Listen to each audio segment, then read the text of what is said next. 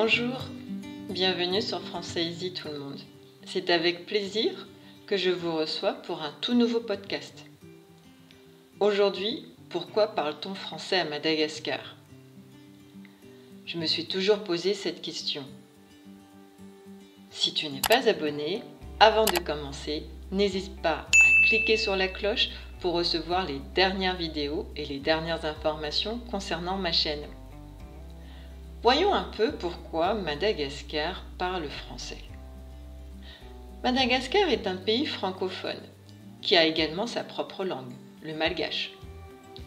Beaucoup se demandent pourquoi les habitants de cette grande île parlent français. Pour le savoir, un petit retour sur son histoire est nécessaire.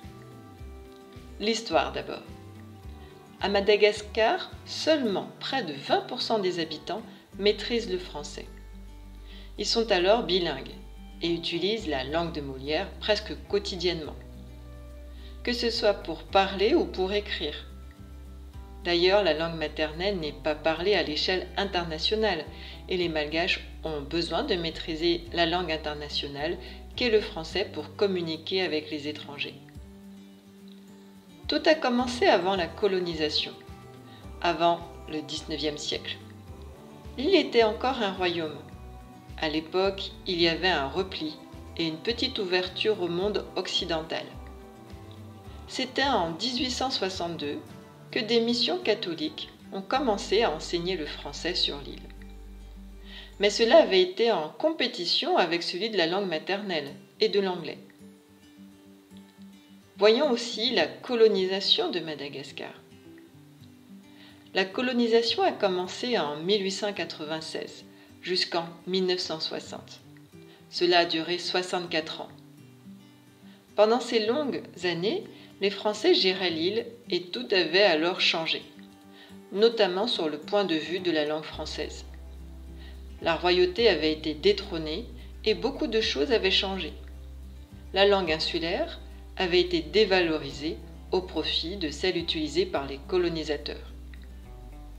L'enseignement avait été francisé et la laïcité s'était également installée.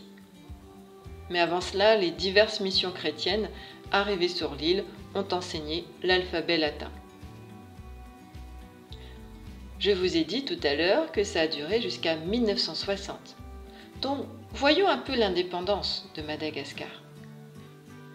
Après son indépendance en 1960, Madagascar a gardé une grande partie des coutumes acquises pendant ces plus de 60 années de colonisation. Très difficile de se séparer des habitudes et des coutumes françaises. La langue française en fait partie. Dans le domaine de l'éducation, du primaire à l'université, l'apprentissage des élèves et des étudiants se fait en français. Cette langue fait partie intégrante de la vie des insulaires et cela ne risque pas de changer du jour au lendemain.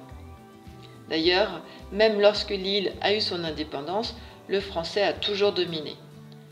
Il a donc eu peu de changements comparé à celui de l'époque de la colonisation. Connais-tu un peu Madagascar ou as-tu déjà vécu à Madagascar? N'hésite pas à partager avec moi ton vécu et tes expériences pour en dire plus. C'est un beau pays, c'est une belle île. C'était aussi pendant la Deuxième République de 1975 à 1991 qu'il y avait eu le phénomène de malgachisation. La langue française a été évincée cette fois-ci au profit du malgache, langue du pays. Quoi qu'il en soit, elle est restée la seconde langue du pays. Cela n'a pas changé, même après une tentative d'implantation de l'anglais par le chef de l'État en 2002. Mais cette autre langue a aussi pris une place importante dans le quotidien de certains malgaches. Bref, l'histoire entre les malgaches et le français est assez compliquée comme tu le vois. Quoi qu'il en soit, pour voyager à Madagascar, parler cette langue est indispensable puisque la plupart n'utilisent pas l'anglais. Je vous dis à très bientôt sur Français Easy et surtout, n'hésitez pas à cliquer sur la cloche et à vous abonner afin de recevoir mes dernières vidéos et que aussi je puisse connaître votre avis. Donc les commentaires sont nécessaires. Je dirais Manana Wono à tous les Malgaches. À très bientôt sur Françaisie. Bisous bisous, au revoir.